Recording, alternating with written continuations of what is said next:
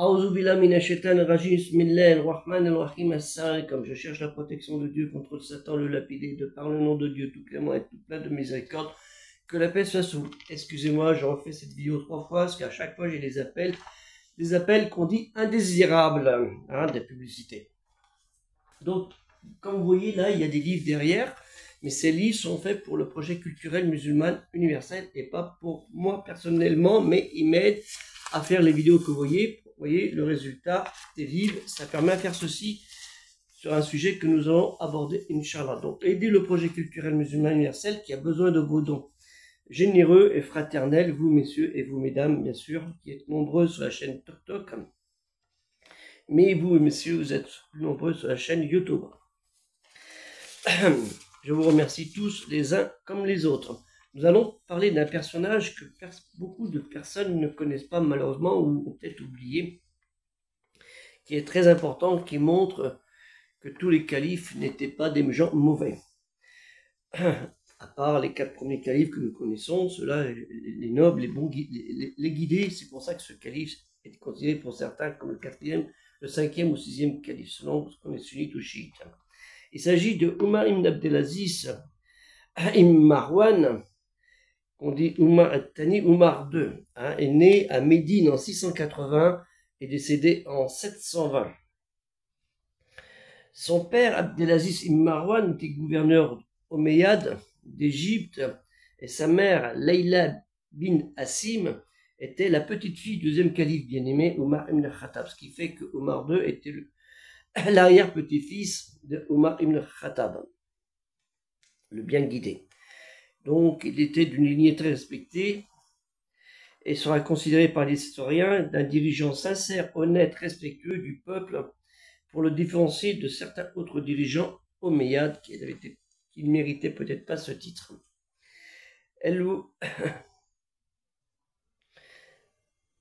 Avant qu'il devienne calife, Al-Walid ibn Abdelmalik ibn Marwan, dit Walid Ier, 6e calife omeyyade, qui a régné d'octobre 705 jusqu'à sa mort en 715, ce qui fait que Omar II deviendra calife de cette période, peu de temps après son accession, c'est-à-dire en 705, nomma Omar, qui n'était pas encore Omar II, gouverneur de Médine, pour réconcilier les habitants de Médine avec la domination omeyyade et d'effacer les mauvais souvenirs des gouverneurs omeyyades de Médine précédent, à savoir un certain Hisham ibn Ismail el-Makhzoumi, gouverneur de 701 à 706, qui était très dur envers les habitants de Médine. Al-Walid voulut également donner avec Omar, afin d'exposer devant les habitants de Médine un mandat beaucoup plus souple. La nomination d'Omar annula les souhaits d'Abdelmalik, qui avait un autre état d'esprit bien avant que Walid soit nommé, qui cherchait à limiter les fonctions de ses descendants directs, ce qui est interdit dans la religion normalement. L'élévation d'Omar, membre de la branche cadette de la dynastie, de préférence aux nombreux descendants d'Abdelmalik, a surpris les princes de la famille d'Abdelmalik. Ils étaient un peu surpris, ils disent c'est lui le calife, c'est moi qui vais être le calife, et ainsi de suite. Ben non, il n'y aura pas de calife à la place du calife, ça ne marche pas comme ça. Le plus noble d'entre vous est le plus pieux. 49-13. Omar II, Omar al-Thani, fut le 8e calife omeyyade. Il a régné de 717 jusqu'à sa mort en 720, donc pas très longtemps. On lui attribue, pour cause, vous allez le savoir, on lui attribue d'importantes réformes de gouvernement central omeyyade en le rendant plus efficace et égalitaire, surtout égalitaire. Son règne est marqué par le premier recueil officiel, c'est lui qui a marqué le premier recueil officiel des hadiths et l'obligation pour la population d'avoir une éducation universelle. Il a permis aux populations d'avoir une éducation universelle. Il envoya des émissaires en Chine jusqu'au Tibet, invitant les dirigeants à accepter l'obéissance dans l'obédience à l'islam. C'était pas par force, il les a invités. C'est au cours de son règne de 3 ans que l'islam fut accepté par une grande partie des populations des Perses et d'Égypte. Vous voyez comment on fait, si on donne la religion de bon cœur, avec le bon exemple, ça rentre tout seul, et non pas à coup de matraque ou à coup de kalachnikov. Et sur ça, il ordonna également le retrait des forces musulmanes sur plusieurs fronts, notamment à Constantinople, enfin Byzance, en Asie centrale et en Septimanie. Cependant, malgré cela, son règne vit les Omeyyades conquérir de nouveaux territoires dans la péninsule ibérique, ce qu'on appelle l'Espagne, ce qui s'appelait à l'époque El-Andalus. Omar Thani, tolérait les critiques ouvertes de la part de bon nombre de ses savants sur la conduite du gouvernement omeyyade. Vous voyez, il acceptait les critiques. Il y a un pays de l'autre côté de la Méditerranée qui n'accepte pas trop les critiques de certains savants. Cependant, d'autres écrits, d'autres récits soutiennent qu'il s'est montré matérialiste au début de sa carrière. Pour certains. Ce horde Abdel-Walid Omar entreprit la reconstruction et l'agrandissement de la mosquée du prophète, le Mesjid el-Nabawi, à Médine à partir de 707.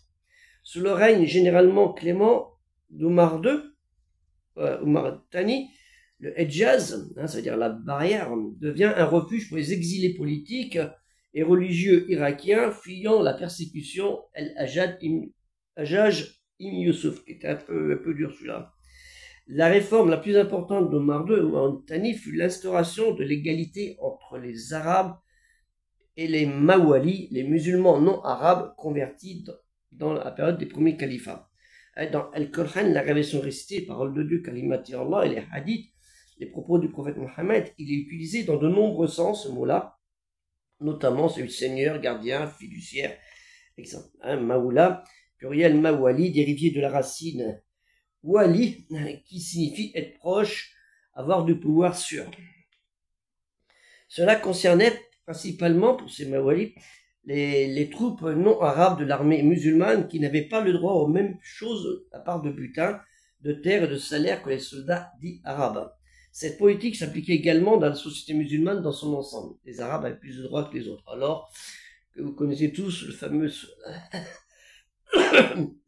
fameux sermon de Arafat du prophète Mohammed sallallahu alayhi wa sallam, sur le salut et la paix sur le sujet. Sous les précédents dirigeants omeyyades, les musulmans arabes bénéficiaient d'un certain privilège financier par rapport aux musulmans non arabes. Les non arabes convertis à l'islam devaient toujours payer la jizya, l'impôt historiquement prélevé sur les sujets non musulmans. Ça n'a jamais été le cas, ça ne devait pas le faire. Qu'ils avaient payé avant de devenir musulmans. Ils n'étaient pas musulmans, ils payaient, et s'ils étaient musulmans, ils payaient toujours. Omar mit en pratique un nouveau système qui exemptait tous les musulmans, quelles que soient leurs origines, de cet impôt, pour vous dire que c'était quelqu'un de sincère, honnête, et qui correspondait bien à un travail de calife, un vrai calife. À l'origine de cet impôt, le jizya, il ajouta également certaines garanties au système pour assurer la conversion massive à l'islam ne provoquerait pas l'effondrement des finances du gouvernement omeyyade. Parce que s'il n'y avait plus d'argent, il n'y avait plus de sous. Donc il fallait trouver un système.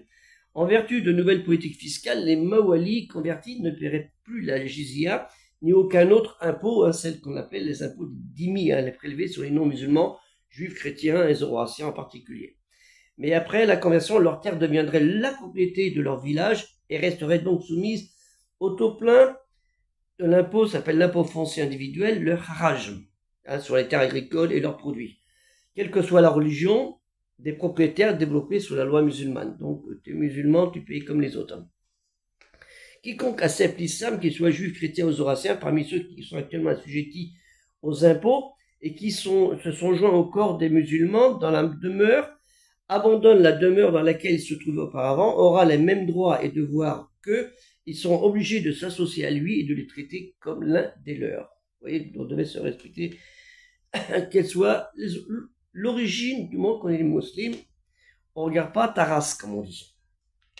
Ouais, il y a des musulmans qui sont en train de travailler avec la Ligue des droits de l'homme pour enlever le mot race. Omar II a mis fin aux malédictions rituelles du calife Ali ibn Abu Talib, cousin et gendre de Mohammed, qui était dans les sermons de prière du vendredi, avec Salat al-Juma, qu'on trouvait régulièrement en cette période. Donc il a dit, il faut arrêter ça, il faut se calmer.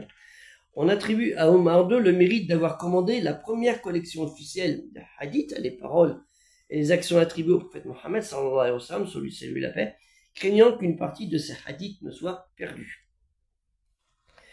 Vous voyez ce qu'il a fait. Omar Thani a nommé gouverneur a nommé les gouverneurs Al-Sam ibn Malik al-Khwalani Andalouse, en péninsule ibérique, et Ismaël ibn Abdallah dans l'Afriqiya, par rapport à leur sens de la justice envers les opprimés, et en raison de leur neutralité perçue dans la rivalité tribale qui existait, qui était vraiment néfaste, entre les Kess et les gens de Yémen, les tribus de Kess et les tribus du Yémen.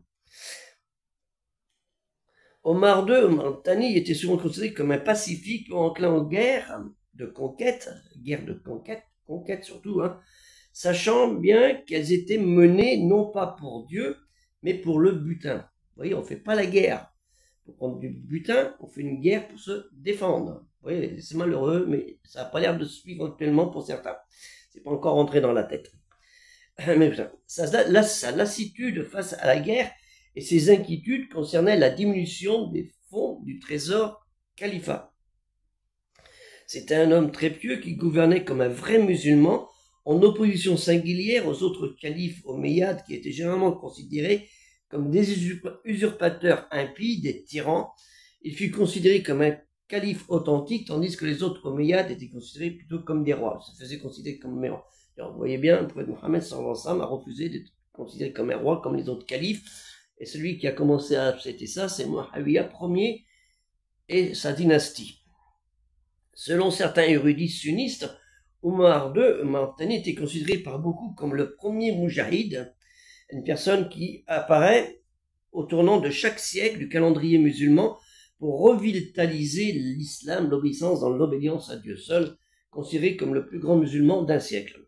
Et le concept est basé sur un hadith, une parole du prophète Mohammed sallallahu alayhi wa sallam, celui saluer la paix, enregistré par Abu Daoud, rapporté par Abu Huraira, qui a mentionné que Mohammed sallallahu alayhi wa sallam, celui saluer la paix, a dit: Dieu suscitera pour cette communauté à chaque 100 ans celui qui rénovera sa religion pour elle. On trouve dans le Sunnah Abu Daoud, livre 37, Kitab al-Malahim al-Bataille, dans le hadith numéro 4278. Vous pouvez aller vérifier, vous allez le trouver. Peu apprécié par la noblesse en raison de ses réformes en faveur du peuple, parce qu'il aimait le peuple, il détestait pas les riches, mais il trouvait qu'ils exagéraient un petit peu. Omar Thani serait mort empoisonné, ses opposants ayant soudoyé un servant afin qu'il mette du poison dans son repas. Sur son lit de mort, Omar Thani, qui apprend la nouvelle, gracie le coupable et met l'argent qu'il reçoit du paiement punitif dans le trésor public. Il meurt à Alep, en Syrie, probablement le 10 février 720, et son cousin Yazid II, autre fils de Abdel Malik, lui succède.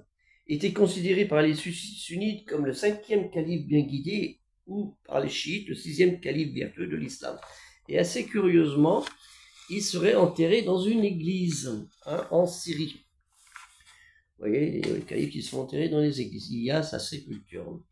Je vous laisse le plaisir de chercher parce que c'est intéressant. C'est l'église de Saint, ça s'appelle l'église de Saint, et après à vous de chercher. Que la paix soit sur vous, salam alaikum, et idée culturelle musulmane universelle.